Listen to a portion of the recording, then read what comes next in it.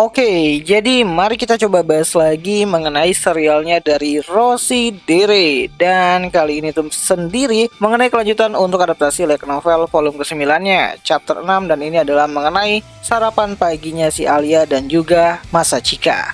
Nah, sebelum lanjut aku cuma mau bilang kalau video kali ini tuh sendiri bakalan jadi video spoiler. Jadi jika kalian itu tidak keberatan, yuk mari kita coba lanjutkan. Nah, jadi setelah si Alia ini tuh datang ya pagi-pagi ke apartemennya si Masachika dan akhirnya bertemu dengan Ryotaro, yaitu ayahnya si Masachika itu sendiri. Di sini Alia tuh ditawarin untuk sarapan bareng mereka. Nah, di sini si ayahnya si Masachika ini kan masak kari nih gitu kan. Ryotaro ini tuh masak kari dan karinya itu cukup pedas. Dimana sebelum makan si Ryotaro tuh mengkonfirmasi lah kepada si Alia apakah Alia tidak keberatan jika memakan makanan pedas. Dan di sini Alia tuh menjawab kalau dia tuh ya suka banget lah dengan makanan pedas. Nah, sebenarnya di sini tuh Alia tuh nggak suka ya, tapi ya karena dia tuh nggak ingin nolak momen yang sangat langka seperti ini, akhirnya dia mencoba untuk memberanikan diri memakan makanan pedas lagi. Ya di sini Ryotaro bilang kalau kari yang dia masak itu ya lumayan pedas sih gitu kan. Dan si Alia juga beranggapan di dalam pikirannya kalau ternyata ayahnya si Masachika, Yuki, bahkan Masachika sendiri ternyata adalah orang-orang yang suka makanan-makanan pedas. Nah, sambil bercanda di sini Alia tuh mencoba untuk menanyakan ya, apakah ayah Masachika kun juga menyukai makanan pedas sama seperti Masachika? Dan Ryotaro pun menjawab, tidak sih, aku tidak begitu menyukainya. Dan mendengar jawaban itu, akhirnya Alia sedikit merasa lega lah, karena dia tuh ada temen lah gitu kan. Sama-sama orang yang nggak terlalu suka sama makanan pedas. So, singkat cerita di sini Ryotaro ngajakin si Masachika dan juga Alia untuk ngambil nasi nih, serta kari sebanyak yang mereka mau. Dan di sini Alia bilang terima kasih, baiklah saya akan makan sedikit gitu kan. Dan Alia juga ngajakin Masachika untuk makan bersama dengan dirinya.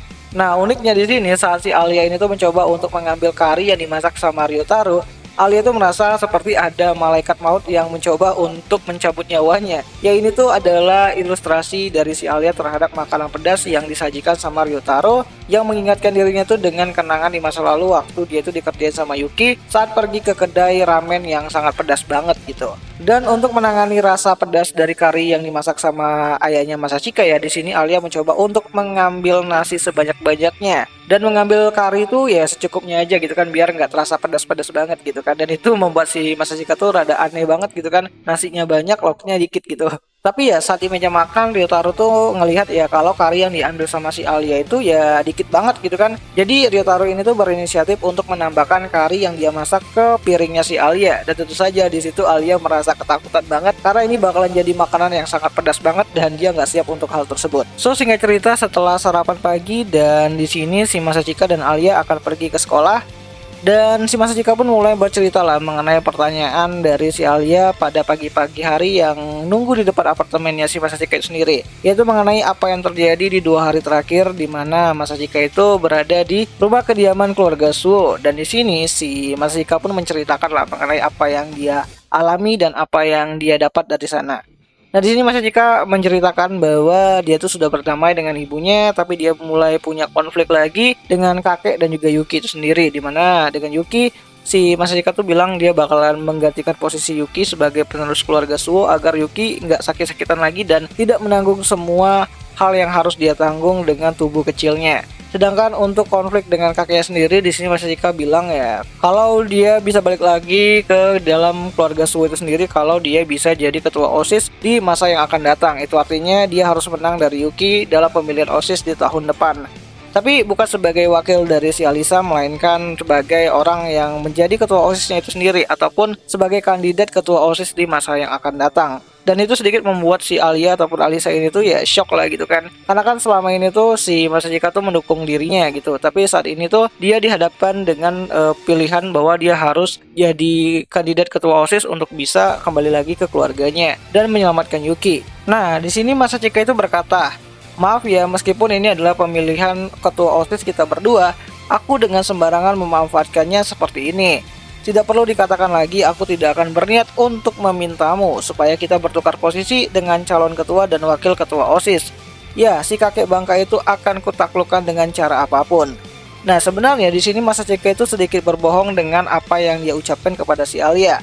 Karena sampai sejauh ini Masachika tuh masih belum menemukan caranya agar dia itu bisa diterima lagi di keluarga Suo tanpa harus menggantikan Alia sebagai kandidat ketua OSIS di masa yang akan datang. Nah, sebenarnya di sini si Alia tuh merasa ragu ya dengan perkataannya si Masachika. Dan si Alia pun mulai menjawab kalau dia ingin tahu apakah Yuki mengetahui Masachika yang ingin kembali lagi pulang ke keluarga Suo. Maksudnya itu adalah sebagai orang yang bakalan menggantikan Yuki menjadi penerus dari keluarga Suo itu sendiri, dan apakah Yuki marah. Nah, di sini Masachika menjawab kalau dia tuh ya sudah menduga lah kalau itu bakalan terjadi. Dan Alia juga menambahkan, jangan khawatir, katakan apa yang kamu pikirkan, aku akan menerima apapun yang kamu ucapkan kepada si Masachika. Nah, di sini Alia juga berkata, jadi maksudnya itu adalah tentang tanggung jawab sebagai pewaris keluarga Suo. Aku merasa kamu selalu berbicara tentang menjadi diplomat seolah-olah itu adalah masalah yang sangat berat banget dan beban yang sangat berat. Nah, di sini Masachika juga berkata bahwa sebenarnya Yuki juga tidak ingin melakukan seperti itu. Walaupun selama ini tuh Yuki belum pernah berkata kalau dia tuh ingin jadi seorang diplomat.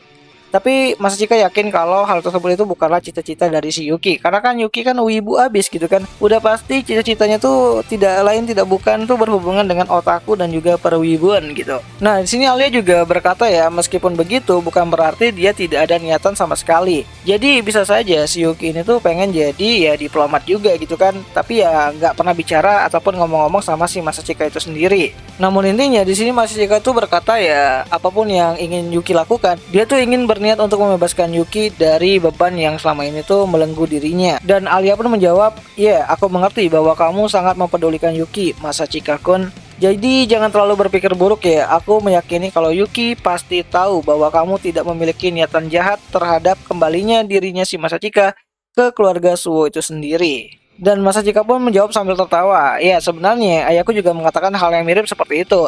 Dia bilang kita berdua saling peduli satu sama lain. Jadi aku pikir ya saat ini aku tidak khawatir dengan keadaannya si Yuki. Nah, setelah pembicaraan selesai gitu kan, Masachika dan Alia udah mencoba untuk kembali lagi fokus berjalan menuju Akademi Saire. Dimana di sini Alia mencoba memberanikan diri untuk merangkul si Masachika. Ya, sampai di depan Akademi Saire mereka pun jadi pusat perhatian karena jarak mereka tuh dekat banget gitu kan, walaupun mereka tuh tidak berbicara. Ya, karena tiba-tiba aja Alia yang dikenal sebagai putri es gitu kan, yang sangat dingin banget, itu merangkul seorang laki-laki walaupun itu adalah partner dari pemilihan OSIS di masa yang akan datang, yaitu Masachika Kuzi itu sendiri. So singkat cerita, akhirnya di sini gosip mengenai kedekatan Alia dan juga Masachika pun mulai menyebar sedikit demi sedikit.